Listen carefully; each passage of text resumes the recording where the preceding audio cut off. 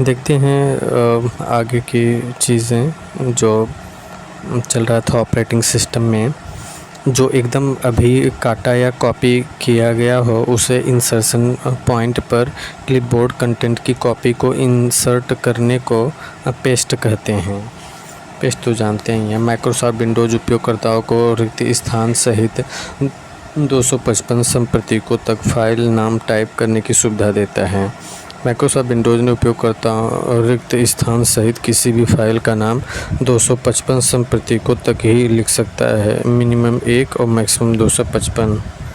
इस कमांड का प्रयोग टेक्स्ट या ग्राफिक्स को हटाने के लिए किया जाता है। इसके बाद सूचना को क्लिपबोर्ड पर स्टोर किया जाता है ताकि उसे पेस्ट किया जा सके। कट किसी टेक्स्ट या ग्राफिक्स को हटाने के लिए कट कमांड का प्रयोग किया जाता है। कट के बाद सूचना क्लिपबोर्ड में स्टोर की जाती है ताकि उसे कहीं भी पेस्ट किया सके। टेक्स्ट और अन्य डाटा को किसी भी टेम्परेरी एरिया में स्टोर किया जाता है और बाद में किसी दूसरी जगह पर पेस्ट किया जाता है क्लिपबोर्ड में। क्लिपबोर्ड एक ऐसा सॉफ्टवेयर है जो हमारे कट या कॉपी किए गए टेक्स्ट या चित्र आदि को अस्थायी रूप से स्टोर कर लेता है। किसी अन्य वेब पेज से जुड़े वेब पेज पर एक ईमेल या आइकन को कहा जाता है। किसी अन्य वेब पेज से जुड़े वेब पेज पर एक ईमेल या आइकन को कहा जाता है।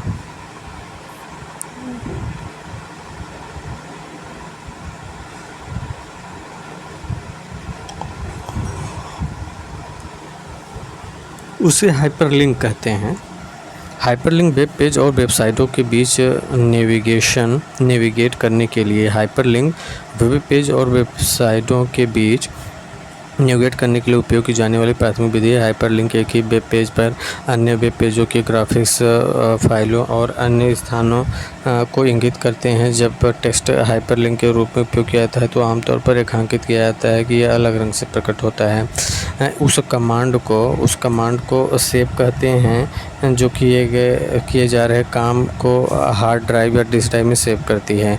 किसी भी डेटा को हार्ड ड्राइव या डिस्क ड्राइव में स्टोर करने के लिए सेव कमांड का प्रयोग करते हैं।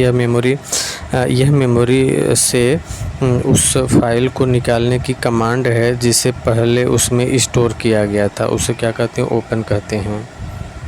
मेमोरी में पहले से ही स्टोर फाइल को निकालने के लिए ओपन कमांड का उपयोग किया जाता है, जिससे हम फाइल में लिख पढ़ सकते हैं।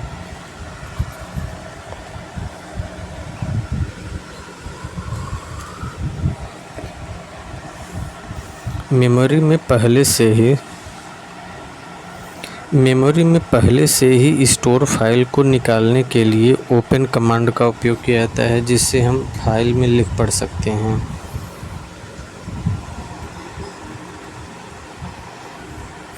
यदि आप कोई मेन्यू खोलें और फिर तय करें कि आप कोई ऑप्शन सेलेक्ट नहीं करना चाहते, तो मेन्यू टाइटल को फिर से क्लिक करें या मेन्यू को बंद करने के लिए एस्केप कुंजी दबाएं। यदि हम कोई मेन्यू खोलें और फिर तय करें कि हमें कोई ऑप्शन सेलेक्ट नहीं करना है, तो मेन्यू टाइटल को फिर से क्लिक करें या मेन्यू को बंद करने के लिए एस्केप कुंजी दबा दें और हम मेन्यू से बाहर आ जाएंगे। जब आप अपने कंप्यूटर में कोई नया प्रोग्राम इंस्टॉल करते हैं तो यह किस मेनू में जुड़ता है? तो ऑल प्रोग्राम मेन्यू से जुड़ता है। जब आप अपने कंप्यूटर में कोई नया प्रोग्राम इंस्टॉल करते हैं तो यह किस मेनू में जुड़ता है? तो ऑल प्रोग्राम मेन्यू में जुड़ता है। जब हम अपने कंप्यूटर में कोई नया प्रोग्राम इंस्टॉल करते हैं तो यह ऑल प्रोग्राम मेनू में जुड़ता है। स्टोरेज की थोड़ी सी जगह में बहुत सी फाइलों को स्टोर करने के लिए निम्न में से किसका प्रयोग किया जा सकता है? तो फाइल कंप्रेशन का प्रयोग किया जा सकता है। फाइल कंप्रेशन का प्रयोग तब करते हैं जब एक कंप्यूटर से दूसरे कंप्यूटर पर नेटवर्क के माध्यम से फाइल भेजना होता है। कंप्रेशन फाइल को छोटे रूप में करता है।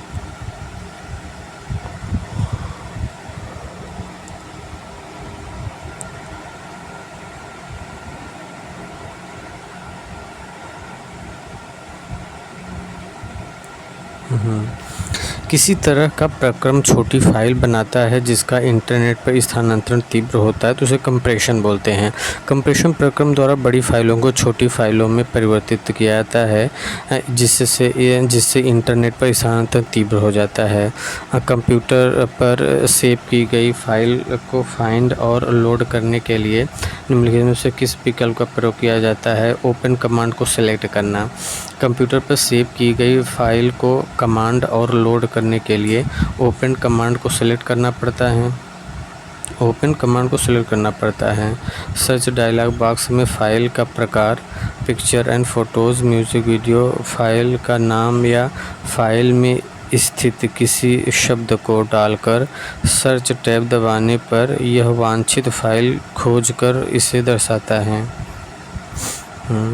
एक विशिष्ट नाम है फाइल नेम एक विशिष्ट नाम है जो आप इंफॉर्मेशन की किसी फाइल को देते हैं।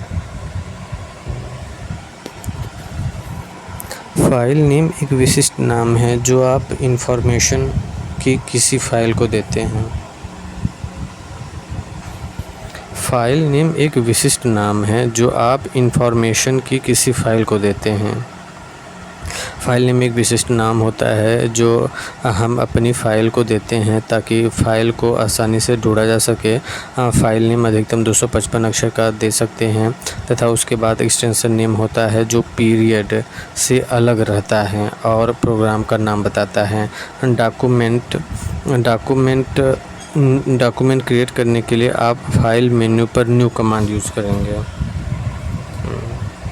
डॉक्यूमेंट क्रिएट करने के लिए आप फाइल मेन्यू पर न्यू कमांड यूज़ करेंगे।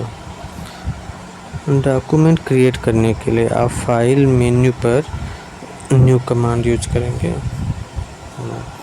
किसी नए पेज को क्रिएट करने के लिए फाइल मेन्यू पर न्यू कमांड का प्रयोग करते हैं। किसी नए पेज को क्रिएट करने के लिए फाइल मेन्यू पर न्यू कमांड का प्रयोग करते हैं। कीबोर्ड से Ctrl+N बटन दबाते हैं जिससे नया पेज खुलकर सामने विंडो आ जाता है। फाइल एक्सटेंशन इस्तेमाल किया जाता है फाइल के प्रकार को पहचानने के लिए। फाइल एक्सटेंशन इस्तेमाल किया जाता है फाइल के प्रकार को पहचानने के लिए। फाइल एक्सटेंशन इस्तेमाल किया जाता है फाइल के प्रकार को पहचानने के लिए। फाइल एक्सटेंशन का इस्तेमाल फाइल के प्रकार को पहचानने के लिए किया जाता है।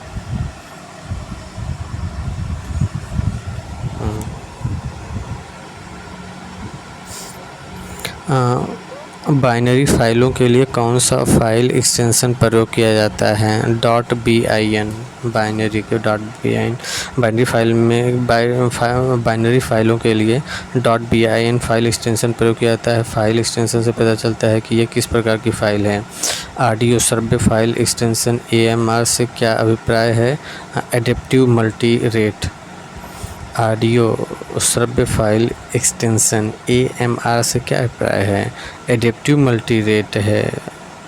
ऑडियो फाइल एक्सटेंशन मतलब AMR से क्या अभिप्राय है? Adaptive multi rate.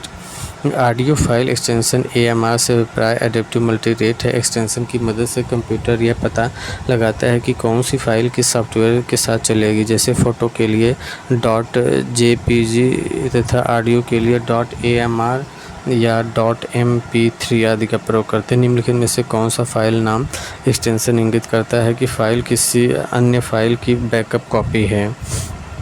.bak .txt text file extension है। .txt.com इंटरनेट में डोमेन नेम है। .bas बेसिक स्रोत फाइल का एक्सटेंशन नेम है और .bak बैकअप फाइल का एक्सटेंशन नेम है। निम्न से क्या किसी वीडियो फाइल का एक्सटेंशन नहीं है?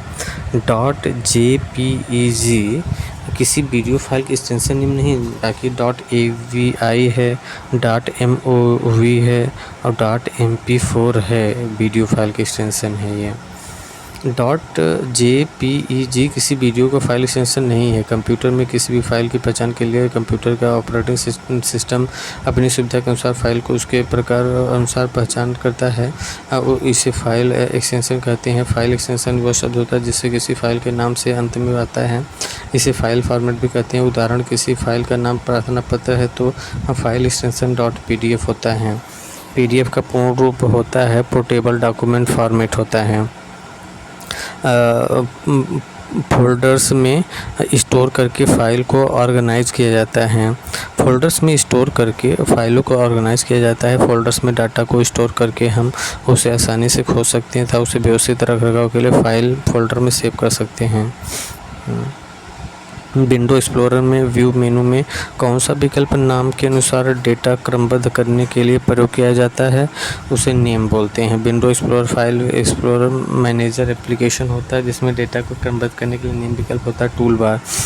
टूल बार जो है, टूल बार में बटन और मेनू होते हैं जिससे सामान्यतः प्रयुक्त कमांडों का एक्सेस तेज़ी से होता है। टूल बार आपको अक्सर इस्तेमाल होने वाले कमांड्स और प्रक्रियाओं का एक्सेस तेज़ी से प्रदान करते हैं, जैसे नई फाइल के लिए न्यू बटन पर क्लिक कर कंट्रोल प्लस एन, पुरानी फाइल को खोलने के लिए ओपन बटन क्लिक करके control plus O, new button click new और पुराने को control plus O, font size बढ़ाने के लिए फ़ॉन्ट साइज़ पर क्लिक करें control plus shift P, font size बढ़ाने के लिए कंट्रोल प्लस शिफ्ट पी। जबकि मेनू बार में टूल से संबंधित लिस्ट होती हैं।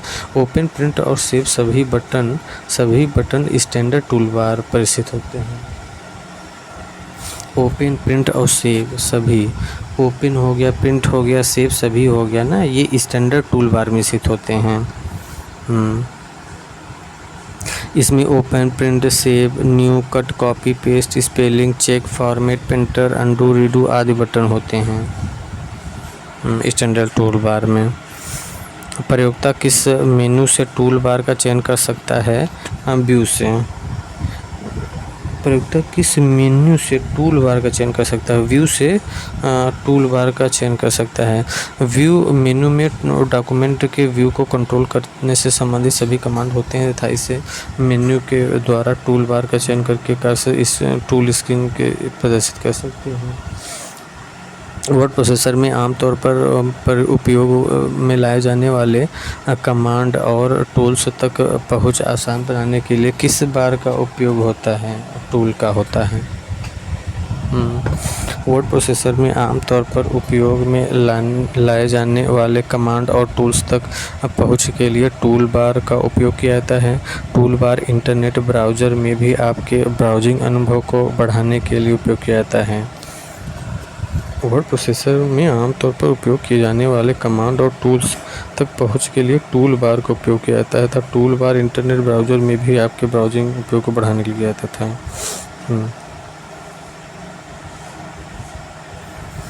अलाइनमेंट बटन किस पर होता है?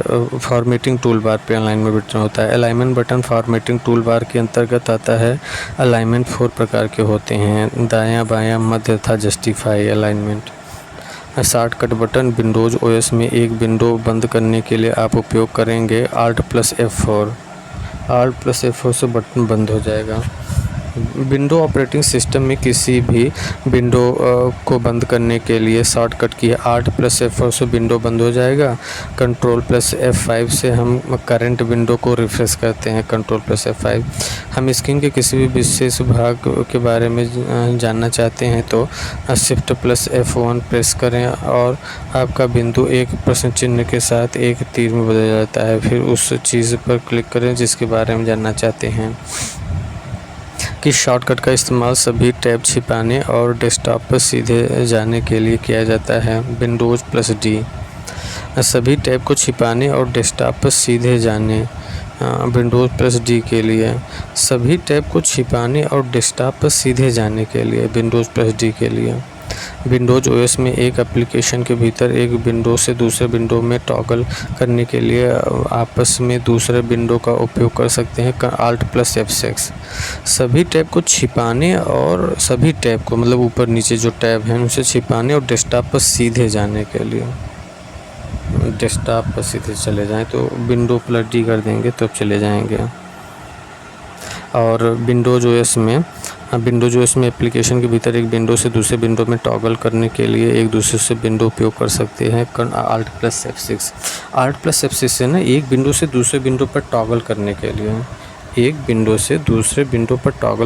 लिए Alt+F6। Alt+F10 विभिन्न टैब में मूव करने के लिए।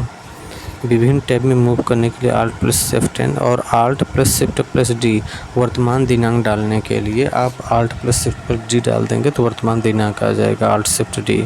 Alt Shift T वर्तमान समय डालने के लिए, Alt Shift T टाइम डालने के लिए वर्तमान, और Alt Shift D वर्तमान डेट डालने के लिए। MS वर्ड 2007 में अंडू रीडू विशेषता को कितनी बार प्रयोग में लाया जा सकता है? 100 बार। MS वर्ड 2007 में अंडू रीडू विशेषताओं को 100 बार प्रयोग में लाया जा सकता है। रीडू निम्नलिखित द्वारा किया जाता है। रीडू कंट्रोल प्लस Y द्वारा। रीडू निम्नलिखित द्वारा। Redo why are you reading, why are you reading. Redo जो है अंडू जो है control plus D। Standard tool bar स्थित अंडू बटन के लिए हम तुरंत किए गए कार्य को हटा देते हैं, अंडू के लिए कंट्रोल प्लस Z। और कि जिस किसी कार्य को हम अंडू कर चुके हैं उसे हम संतुष्ट नहीं हो तो रीडू पूर्व अवस्था में लाने के लिए redo control plus Y, why are you redo, redo why are you reading, why और अपने डेस्कटॉप को लॉक करने की शॉर्टकट कुंजी कौन सी है? ये विंडो प्लस L लॉक कर देंगे। अपने विंडोज़ को लॉक करने के लिए विंडो प्लस L शॉर्टकट की। कंप्यूटर को रिबूट करने के लिए निम्नलिखित में से कौन सी कमांड दी जाती है? कंट्रोल आल्ट डेल, ये रिबूट करने के लिए। कंप्यूटर को रिबूट या रीस्टार्ट करने के लिए कीबोर्ड में कंट्रोल आल्ट डेल दबाते हैं। इस प्रक्रिया से वार्म बूटिंग कहते हैं।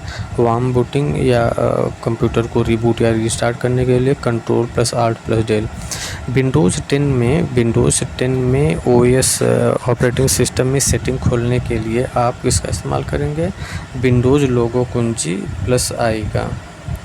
विंडोज़ 10 में सेटिंग को ओपन करने के लिए शॉर्टकट की कुंजी है। सेटिंग को ओपन करने के लिए विंडोज़ लोगो की प्लस I, विंडोज़ लोगो की प्लस S से सर्च विकल्प ओपन होता है। यदि आप इंटरनेट से कनेक्ट हैं तो इंटरनेट पर सर्च कर सकते हैं, अन्यथा आप अपने स्टाफ सामग्री में सर्च कर सकते हैं।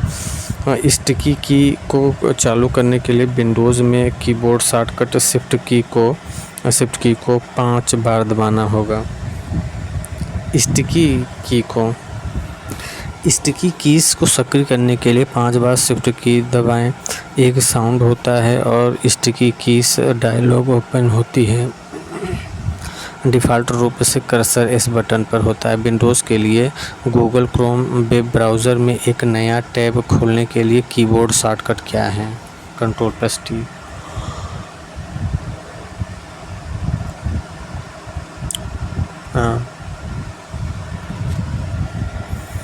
विंडोज़ के लिए गूगल क्रोम वेब ब्राउज़र में एक नया टैब खोलने के लिए कीबोर्ड शॉर्टकट क्या है? Keyboard shortcut control plus T हो गया। Keyboard shortcut control plus T shortcut की का उपयोग विंडोज़ के गूगल क्रोम वेब ब्राउज़र में एक नया टैब खोलने के लिए होता है। विंडोज़ के गूगल क्रोम वेब ब्राउज़र में एक नया टैब खोलने के लिए होता है Google Chrome. Control plus T shortcut की का उपयोग विंडोज़ के गूगल क्रोम के वेब ब्राउज़र में एक नया टैब खोलने के लिए। फ़ाइल खोलने के लिए शॉर्टकट क्या है? Control plus O। फ़ाइल खोलने के लिए कंट्रोल प्लस O शॉर्टकट है। किसी फाइल को खोलने के लिए कंट्रोल प्लस O की का उपयोग किया जाता है।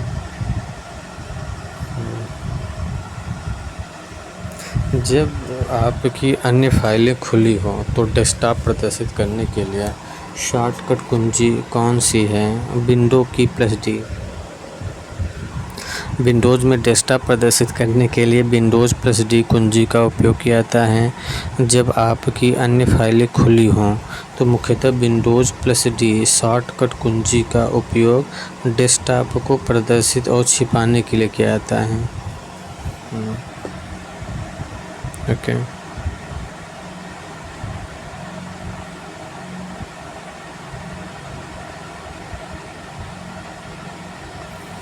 विंडोज़ के बीच शीघ्रता से अदला बदली करने का तरीका है Alt प्लस टैब। विंडोज़ की शीघ्रता से अदला बदली करने के लिए Alt प्लस टैब है। विंडोज़ 10 OS में एक विंडो को मैक्सिमाइज़ करने के लिए आप शिफ्ट प्लस F6 का इस्तेमाल करेंगे। विंडो को maximise shift plus F6। Windows 10 में हम किसी विंडो को मैक्सिमाइज़ करने के लिए विंडो लोगो की प्लस अप एरो का प्रयोग करते हैं। मैक्सिमाइज़ करने के लिए, मिनिमाइज़ करने के लिए विंडो लोगो की प्लस डाउन एरो का। मैक्सिमाइज़ करने के लिए विंडो एरो की प्लस अप और मिनिमाइज़ करने के लिए कुंजी प्लस डाउन एरो का। F9 माइक्रोसॉफ्ट वर्ड का उपयोग करते समय F9 आपके डॉक्यूमेंट को रिफ्रेश कर देता है और वह किसी भी बकाया ईमेल को भेजने और प्राप्त करने के लिए माइक्रोसॉफ्ट आउटलुक को भी ट्रिगर करता है। निम्नलिखित का सही मिलान करें। A3 B4 C2 D1 तो A का 3 है। कंट्रोल प्लस B जो है ये बोल्ट करता है, कंट्रोल प्लस U जो है यहाँ पे देख लेते हैं। कंट्रोल प्लस B बोल्ट करेगा, U अंडरलाइन करेगा, P प्रिंट करेगा और शिफ्ट प्लस F3 जो है चेंज केस ऑफ लेटर पत्र के केस को चेंज करेगा। ये कॉपी करने के लिए शॉर्टकट की कुंजी क्या है? Control plus C। Control plus A से सेलेक्ट ऑल हो जाएगा और B से बोल्ट हो जाएगा, C से कॉपी हो जाएगा। प्रिंट मेनू प्रदर्शित करने के लिए कंट्रोल प्लस P होगा। क्लिपबोर्ड में टेक्स्ट को पेस्ट करने के लिए प्रयुक्त शॉर्टकट की होता है कंट्रोल प्लस V। क्लिपबोर्ड में टेक्स्ट को पेस्ट करने के लिए कंट्रोल प्लस X से कट होगा, C से कॉपी होगा, V से पेस्ट होगा। सिंपल है। किसी डॉक्यूमेंट को प्रिंट करने के लिए प्रेस करें, फिर इंटर प्रेस करें, कंट्रोल प्लस P ये प्रेस करें। किसी भी डॉक्यूमेंट पेज को प्रिंट करने के लिए control plus P। Shortcut press करने के लिए शॉर्टकट की को प्रेस करने के लिए के पश्चात इंटर प्रेस करें। टेक्स्ट को इटैलिक बनाने के लिए कंट्रोल प्लस I। U से अंडरलाइन, I से इटैलिक, P से प्रिंट करने के लिए। जब आप रिसाइकिल बिन खाली कर विकल्प चुनते हैं तो क्या होता है? तो सभी संचिकाएं फाइल्स आपके कंप्यूटर में से स्थायी रूप से डिलीट हो जाती हैं। यह विंडोज़ ऑपरेटिंग सिस्टम का एक विशेष फ़ोल्डर होता है जिसकी सहायता से अपने डिलीट फाइल या फ़ोल्डर को आसानी से बचा सकते हैं। जब हम रिसाइकिल बिन को खाली करते हैं तो फाइल या प्रोग्राम स्थायी रूप से डिलीट हो जाते हैं। रिसाइकिल बिन में छोड़े गए फाइल स्थायी रूप से तब हट जाते हैं जब यह मैनुअल रूप से खाली किया जाता है। विंडोज़ 10 को पहले एक पूर्वावलोकन के रूप में निम्नलिखित में से किस दिन जारी किया गया था? विंडोज़ 10 को 1 अक्टूबर 2014 को विंडोज़ 10 1 अप्रैल 2014 को विंडोज़ 10 को प्रारंभ किया गया था।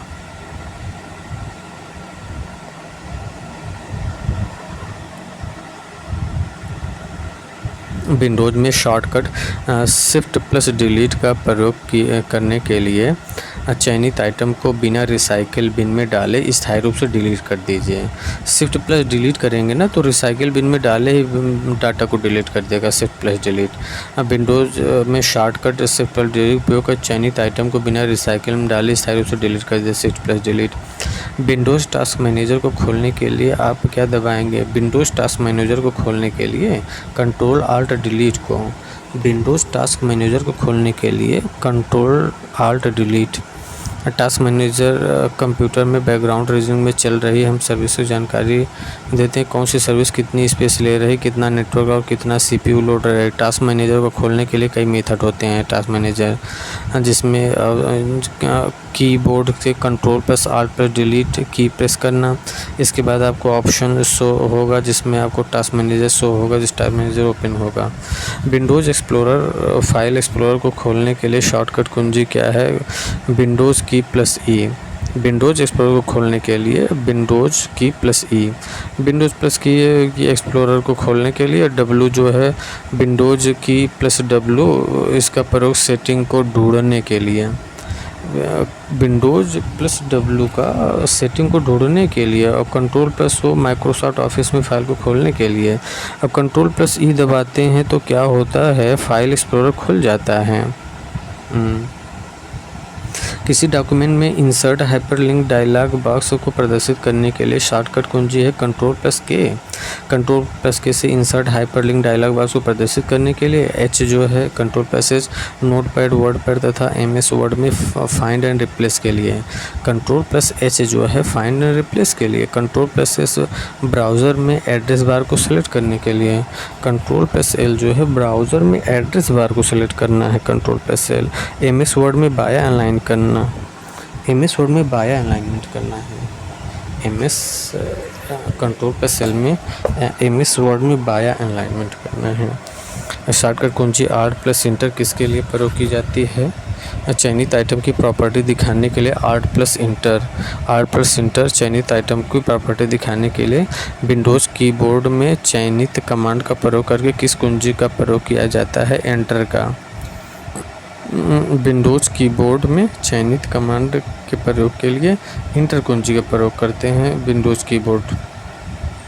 एक विंडोज़ कीबोर्ड पर कौन सा बटन चल रहे प्रोग्राम की सहायता पृष्ठ को खोलता है? F1। एक विंडोज़ कीबोर्ड पर F1 एक विंडोज़ कीबोर्ड पर F1 बटन चल रहे प्रोग्राम के सहायता पृष्ठ को खोलता है। एक विंडोज़ कीबोर्ड पर F1 बटन चल रहे प्रोग्राम के सहायता पृष्ठ को खोलता है। F1 सहायता हेल्प पेज को खोलता है। एक पीसी कीबोर्ड पर F1, F2 आदि के रूप में चिन्हित कीज़ को जाना जाता है फंक्शन कीज़। एक पीसी कीबोर्ड पर F1, F2 आदि के रूप में चिन्हित कीज़ को जाना जाता है फंक्शन कीज़। F1 से लेकर F12 तक सभी फंक्शन कीज़ होते हैं जिनका अपना अलग अलग काम होता है। F1 से हेल्प किसी विंडो के बारे में जानकारी लेने के लिए। F1 से हेल्प। F2 से rename document file name. F2 से रीनेम डॉक्यूमेंट फाइल नेम का रीनेम करने के लिए F2। F4 से डॉक्यूमेंट फाइल बनाना। प्रोग्राम में डॉक्यूमेंट फाइल बनाने के लिए F4 कर देंगे तो डॉक्यूमेंट फाइल बन जाएगा। F5 से प्रोग्राम में एक डॉक्यूमेंट ओपन करेंगे। F5 से प्रोग्राम में डॉक्यूमेंट ओपन करेंगे। F11 से एक्टिव विंडो में फ़ाइल को सेव करना। F11 में ना एक्टिव विंडो को फाइल में सेव करना। F11 से एक्टिव विंडो में फ़ाइल को सेव करना। F11 से एक्टिव विंडो में फ़ाइल को सेव करना होता है। F11 से एक्टिव विंडो में फ़ाइल को सेव करना। F12 से फ़ाइल को सक्रिय विंडो में प्रिंट करना। F1 से हेल्प करना। F2 से रीनेम डॉक्यूमेंट फाइल नेम करना, rename document file name. F4 से डॉक्यूमेंट का फ़ाइल बनाना और F5 से डॉक्यूमेंट ओपन करना, प्रोग्राम में एक डॉक्यूमेंट ओपन करना। F11 से एक्टिव विंडो में फ़ाइल को सेव करना, एक्टिव विंडो में फ़ाइल को सेव करना। F12 से फ़ाइल को सक्रिय विंडो में प्रिंट करना।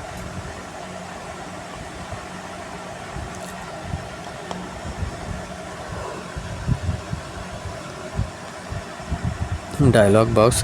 जिस हैंडआउट में नोट्स के लिए लाइनें बनी होती है उसमें स्लाइड कैसे प्रिंट होती है? उसमें स्लाइड प्रिंट डायलॉग बॉक्स में हैंडआउट और प्रति पेज स्लाइड की संख्या सेलेक्ट करें, फिर include comment pages option select करें।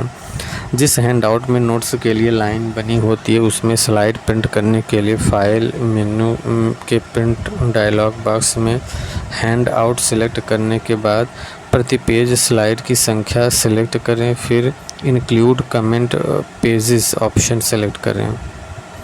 स्क्रीन पर प्रतीक या प्रश्न या कौन सा है जो आपको एक्शन लेने के लिए प्रॉम्प्ट करता है और कंप्यूटर को बताता है कि आगे क्या करना है। आगे प्रॉम्प्ट एंड डायलॉग बॉक्स। कई बार हमें रिलेटेड कंट्रोल्स के एक समूह को होल्ड करने के लिए डायलॉग बॉक्स की ज़रूरत होती है। समांतर डायलॉग बॉक्सेस और प्रॉम्प्ट का प्रयोग यूज़र से इनपुट प्राप्त करने के लिए होता है। कई बार हमें रिलेटेड कंट्रोल्स के एक समूह को होल्ड करने के लिए डायलॉग बॉक्स की ज़रूरत होती है। समांतर डायलॉग बॉक्स और प्रॉम्प्ट का प्रयोग यूज़र से इनपुट करने के लिए। कई बार हमें रिलेटेड कंट्रोल्स के एक समूह को होल्ड करने के लिए डायलॉग बॉक्स की ज़रूरत होती है और समांतर डायलॉग बॉक्स और प्रॉम्प्ट का प्रयोग यूज़र से इनपुट प्रयोग करने के लिए होता है। MS वर्ड डॉक्यूमेंट के संबंध में निम्नलिखित चित्र में दिखाया गया डायलॉग बॉक्स का क्या महत्व है। MS वर्ड डॉक्यूमेंट के संबंध में निम्नलिखित चित्र में दिखाया गया डायलॉग बॉक्स का क्या महत्व है। डी, टेक्स्ट को ढूंढने और बदलने में। MS वर्ड डॉक्यूमेंट के संबंध में निम्नलिखित चित्र में दिखाया गया डायलॉग बॉक्स का क्या महत्व है। टेक्स्ट को ढूंढने और बदलने में। MS वर्ड में किसी डॉक्यूमेंट के अंदर टेक्स्ट या पता करने और टेक्स्ट के रिप्लेस करने के लिए फाइंड एंड रिप्लेस फीचर का उपयोग करते हैं। MS वर्ड में फाइंड रिप्लेस मेनू में जाने के लिए सर्वप्रथम होम टैब पर जाएं, एडिटिंग ग्रुप में गो कमांड को चुनें तथा इसके बाद फाइंड तथा रिप्लेस गो के साथ ओपन हो जाएं। गो डायलॉग बॉक्स को Ctrl+G शॉर्टकट में भी ओपन किया जाता है। Screen saver setting dialog box में निम्नलिखित में से कौन सा विकल्प नहीं है। सर्कल्स नहीं है। Screen saver setting dialog box में निम्नलिखित में से कौन सा विकल्प सही नहीं है, तो सर्कल्स नहीं है। Screen saver setting dialog box कई विकल्प उपस्थित होते हैं, परंतु जिसमें सर्कल्स का विकल्प नहीं होता है, जबकि अन्य सभी विकल्प उपस्थित होते हैं। Screen saver setting dialog box कई विकल्प उपस्थित होते हैं, परंतु इसमें सर्कल्स का विकल्प नहीं होता है। Screen saver setting dialog box में निम्नलिखित में से कौन सा विकल्प नहीं है। सर्कल्स नहीं है। Screen saver setting dialog box में निम्नलिखित में से कौन सा विकल्प नहीं है। सर्कल्स नहीं है। तब क्या है, रिबन्स हैं, 3D टेक्स्ट हैं, मिस्टीफाई हैं। Screen saver setting dialog box के कई विकल्प उपस्थित होते हैं, पर उसमें सर्कल्स विकल्प नहीं होता है। Screen saver setting dialog box में रिबन्स होता है, 3D टेक्स्ट होता है और मिस्टीफाई होता है। Thank you for I finish operating system.